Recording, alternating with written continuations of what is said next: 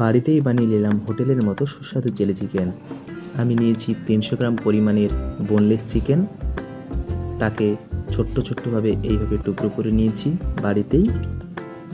তাতে পরিমাণ মতো লবণ এবং অল্প একটু গরম মশলা দিয়ে মাখিয়ে আধা ঘন্টার জন্য ঢাকা দিয়ে রেখে দিন। এরপর ওই চিকেনগুলোকে কর্নফ্লাওয়ারে ভালো করে মাখিয়ে নিন। এরপর গরম তেলের মধ্যে এক এক করে দিয়ে দিন। ভাজা হয়ে এলে আপনারা সেগুলোকে তুলে নেবেন। এভাবে সুন্দর রং চলে আসবে। এরপর গরম তেলে দিয়ে দিন রসুন কুচি, আদা কুচি, ভালোভাবে নাড়তে থাকুন যতক্ষণ না খুব সুন্দরভাবে একটি ব্রাউন কালার চলে আসে। আমি অ্যাড করব বড় বড় স্লাইস করে কেটে রাখা পেঁয়াজ কুচি এবং ভালোভাবে নাড়তে থাকুন যতক্ষণ না পেঁয়াজটা নরম হয়ে আসছে। এরপরে আমরা অ্যাড করে নেব বড় বড় করে কেটে রাখা ক্যাপসিকাম কুচি এবং স্বাদ মতো কাঁচা লঙ্কা কুচি। ভালোভাবে নাড়তে থাকুন।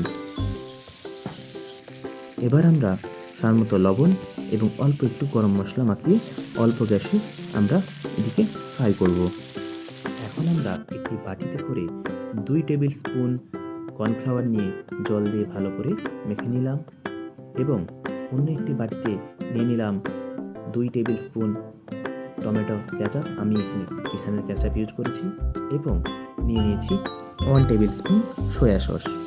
এখন আমরা মিশ্রণটিকে কড়ার মধ্যে দিয়ে খুব ভালোভাবে নাড়াচাড়া করে নিয়েছি যাতে না নিচে লেগে যায়।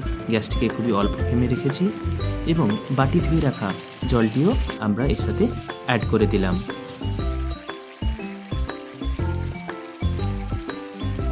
এখন আমরা ভেজে রাখা চিকেনের টুকরোগুলো এর সাথে ভালোভাবে মাখিয়ে নেব।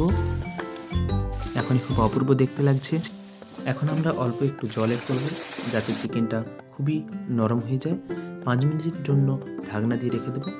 5 মিনিট পর ঢাকনা খুলে আমরা আবার একটু নাড়াচাড়া করব যাতে নিচে একেবারে না লেগে যায়। এখন আমরা কর্নফ্লাওয়ার মেশানো জলটি দিয়ে দেবো এর মধ্যে। সবার শেষে আমরা অ্যাড করব ছোট ছোট করে কেটে রাখা ধনেপাতা। গ্যাস বন্ধ করে আমরা মিনিট 2 জন্য এখন ঢেকে রেখে দেবো। কমপ্লিট হতেই প্লেটের মধ্যে গরম গরম সার্ভ করে নিলাম। খেতে ছিল সত্যি অসাধারণ।